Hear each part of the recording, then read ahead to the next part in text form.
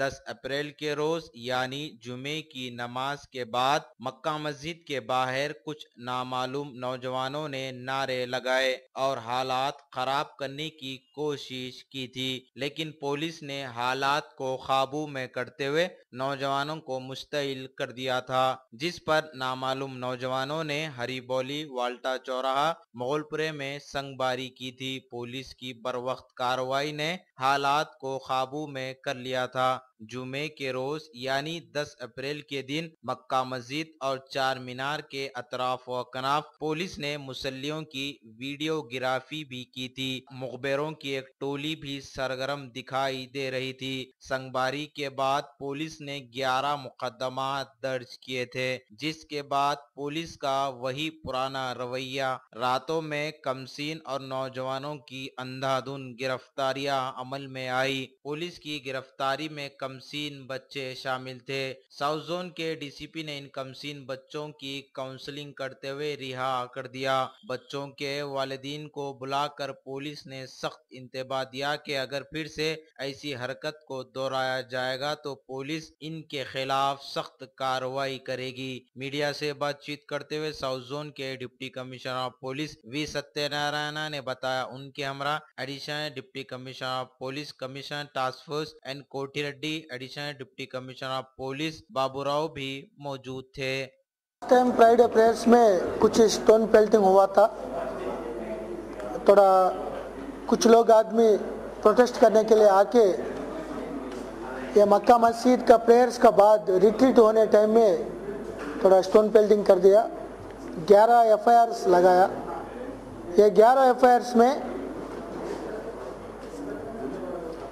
अभी तक 25 माइनर बच्चों को पकड़ा। सो उनका देखकर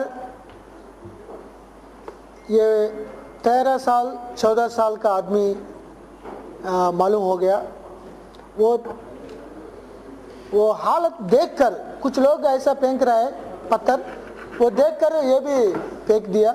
वही कोई इंटेंशन नहीं था उन लोगों के मन में, खाली देखकर ऐसा कर दिया। इसीलिए अरेस्ट करना तो वो इंटेंशनली करना है, तो एक्सीडेंटली ऐसा करते वो पेरेंट्स को बुला के पूरा काउंसलिंग कर रहा है।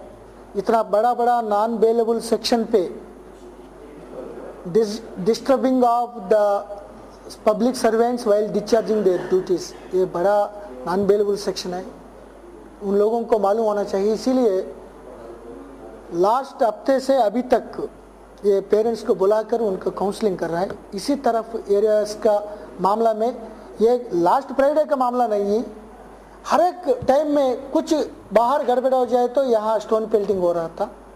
इसीलिए जो आदमी जानबूझकर करेगा तो उनका कानूनी का अनुसार उनका ऊपर जरूर कार्रवाई करने पड़ेगा। लेकिन ये मासूम बच्चों को, इनोसेंट को, उन लोगों को कोई मालूम नहीं क्या कर रहा है, किसके लिए कर रहा है, कोई मालूम नहीं। ये लोग कुछ करने के लिए, प्रोवोकेशन करने के लिए आ रहा है। इसीलिए उनको भी अरेस्ट करने के लिए कोई इंटेंशन नहीं था। उनको पढ़ाई चल रहा है, कोई आदमी 6th क्लास पढ़ रहा है, 7th क्लास पढ़ रहा है।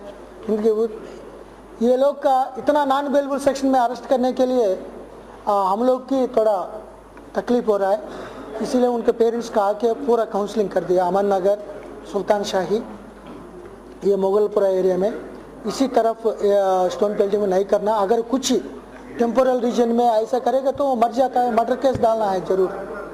सो ये ठीक नहीं है। जो आदमी जानबूझकर प्लान का अनुसार आएगा तो उनका कानूनी का अनुसार उनके ऊपर कार्रवाई चले जाएगा, उनका अरेस्ट करके रिमांड भेज देंगे। ये पुराना शहर के लोग का कोई तकलीफ नहीं होना चाहिए, नॉर्मल लाइफ का कोई डिस्टर्बेंस नहीं होना, नहीं डिस्टर्ब होने के लिए हम लोग ऐसा कर रहे हैं।